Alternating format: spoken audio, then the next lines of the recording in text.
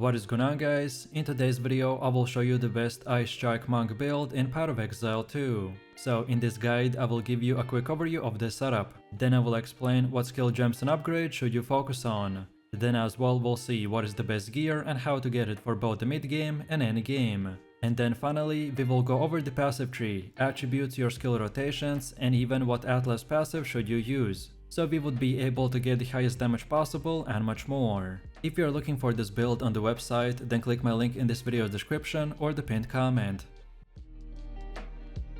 This setup's main focus is to lock down your enemies with quick freezes that last a long time. Even bosses are vulnerable to being frozen, and we can just lay down insane amount of DPS while they're stuck doing no damage. Your main gameplay loop will revolve around using the Ice Strike to close the gap between the enemies. Then drop the Tempest Belt to help you do more damage, and then activate your Charged Staff, Ice Strike, and the Shattering Palm. If you're looking for the most powerful monk build that freezes and builds upon insane attack speed and cold damage, then this is the one for you. So let me show you the build, and for the main class I have chosen to go with the monk, and our ascendancy is the invoker. Then for the first skill we have the Ice Strike with support gems such as the Cold Infusion, Martial Tempo, Crescendo, Primal Armament, and Inspiration. Then second we got the Shattering Palm with Execute, Blind, and the Ice Bite. Then next we got the Herald of the Ice with Magnified Effect, Cold Mastery, and Elemental Focus. Next we have the Ghost Dance with the Fast Forward and Clarity. Next up we have the Charged Staff with the Perpetual Charge, Persistence, and Maim. Then for one of the last ones we got the Unbound Avatar with Fire Mastery and the Lightning Mastery. Then next we have the Charge Infusion with no support gems. Next up we got the Tempest Belt with Rage, Heavy Swing, Glacianation, and Overabundance. Then for one of the last ones we have the Wind Dancer with Culling Strike, Cannibalism, and Vitality.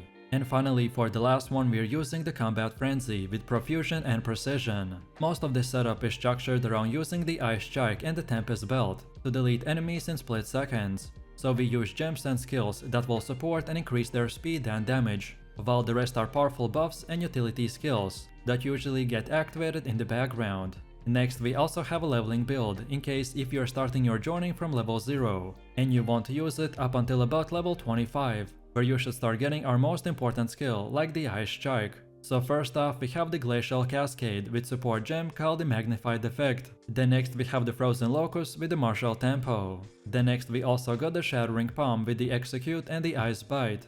And then finally we are using the Freezing Mark with the Persistence. This is your basic setup up until you get our build's two most important skills. In the early stages of progression, we're using the Glacial Cascade and the Frozen Locust as our main ability combo, as they're very powerful, especially at the beginning. Next up we have our passive tree, and if you're interested in a full in-depth guide on how it works, then check out my beginner guide. So let's take a look at our setup, and we want to start at the skill speed node. Then go like this until we get these three, so Flow like Water, Mindful Awareness, and the Step like Mist. Then next we keep continuing going like this, and take all of these, so the Flow State, Crashing Wave, then also Moment of Truth, and finally the Conservative Casting. Next we move forwards until we are here, and then we take the Killer Instinct and the Tenfold Attacks.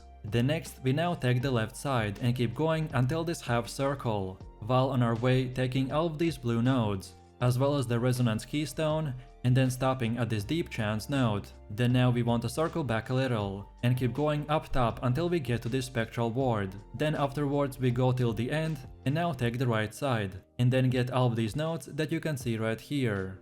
And then finally from this point and onwards you can unlock the rest of the nodes in whatever order you prefer. All of these nodes that we got are very useful, but the ones I mentioned have the top priority, as they're the most important ones to acquire early on in the game, to make our build functional, and then in the late game to make it even more powerful. Also, as far as attributes go, you just simply want to fulfill your attribute requirements for the gear and skill gems, and then after that spend the rest of your leftover attributes into more intelligence. And then now let's go all the way to the middle again, and for ascendancy build this is what we have. So at the beginning you want to unlock the Lead Me Through the Grace, then second get and Protect Me from Harm, then third we want to get I Am the Blizzard, and then finally for the last one we want an I Shall Rage. In PoE 2, earning skill points take a lot of hard work, so it will be smart not to spend your points recklessly. Of course, you can refund your passive points later, but only at a cost, so following a specific setup is extremely useful. If you are following this build, then make sure to not to deviate from it, as some of the decisions that I made might not make sense at first, but is going to pay off later. So feel free to use the exact same path as I have right here, and don't forget to check this video's description to find the link for this website, and this should make it easier for you to follow the tree. Next up we have our Atlas passives, and the general idea behind this is to aim for bonus passives that will spawn a lot of grouped up monsters, such as in expeditions or in rituals. Our Ice Strike Monk build is also great at single target DPS, so we can also spend a bit points into farming boss maps or the essences. Our Monk build is also great at single target DPS, so we can also spend a bit points into farming boss maps or the essences. So when we start, we want to first of all get to this bottom right side like this. Then from here we can go until we get all the way to this point. Then next we get back to the middle, and this time take the bottom left side and get all of these passives until this circle. And then when all of these are done, then we go again to the middle, and this time take the middle part and unlock the rest of the nodes in whatever order you prefer.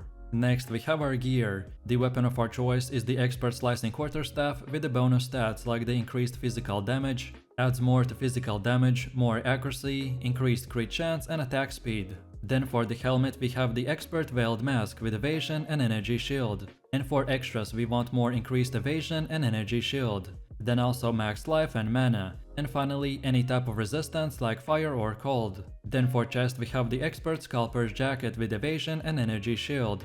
And for more we want evasion rating, max energy shield, reduced attribute requirements and chaos resistance.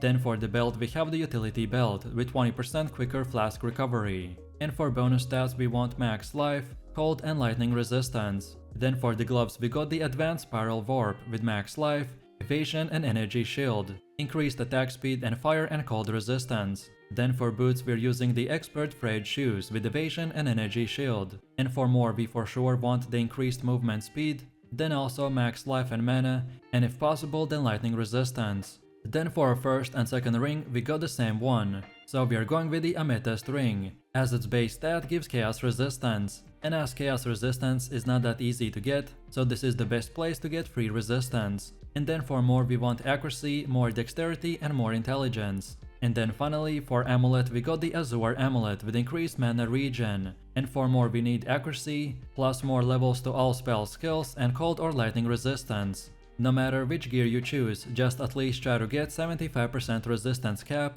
on all 4 elements. This is the starter setup, which should be more of an example of what stats and prefixes to look for. The next we have the runes. During early item progression, most gear is socketed with resistant runes, like the Desert Rune, Glacial Rune or the Storm Rune. However, once your elemental resistances have been capped and elemental resistant runes are no longer necessary, then you want to opt in to increase your maximum life with body runes or consider socketing a soul core. So for our setup, on the weapon and jacket we have the Iron Rune. Then on our gloves we got the Storm Rune, and then lastly on our mask and shoes we are using the Soul Core of the Sadie. And as far as getting this gear goes, by far the best way to get better gear in the campaign is to check the vendor in the town each time you level up, as vendors change their offerings based on your level, so this is the best way to find upgrades. And then after level 65 you just want to keep continuing repeating your maps until tier 16. And again, for more in-depth tutorials check out my gearing guide video. Then on top of this we need to quickly look into the charms.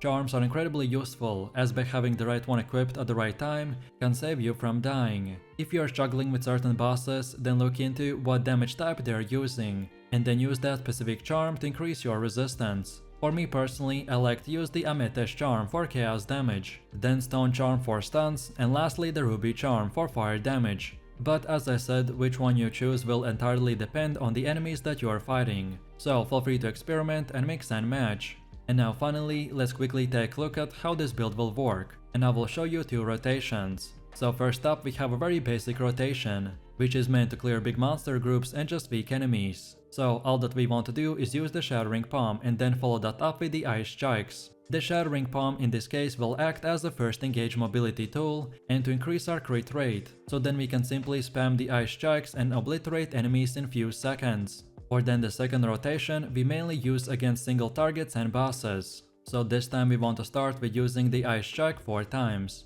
Then next we use the Tempest Belt. Then afterwards 4 more Ice Strikes. Then Charge Staff. then again one more Tempest belt, and now finally you can keep spamming the ice strikes as much as possible. The main idea behind this is to use the Tempest belt as a buffing tool, because it gives us a lot of damage and some extra attack range buff, so then we can use our ice strikes and the charged staff as our main DPS skills, and then just rinse and repeat. This build is extremely powerful, so no matter what you do, if you build it right, then you will be doing crazy amount of damage numbers. But if you wanted to know the most optimized skill rotation, then here they are. So let me know what you think about this build in the comments below. If you enjoyed this, then you definitely don't want to miss my top 3 best builds video, where I showed even more powerful builds, so click the screen now and I'll see you in the next one.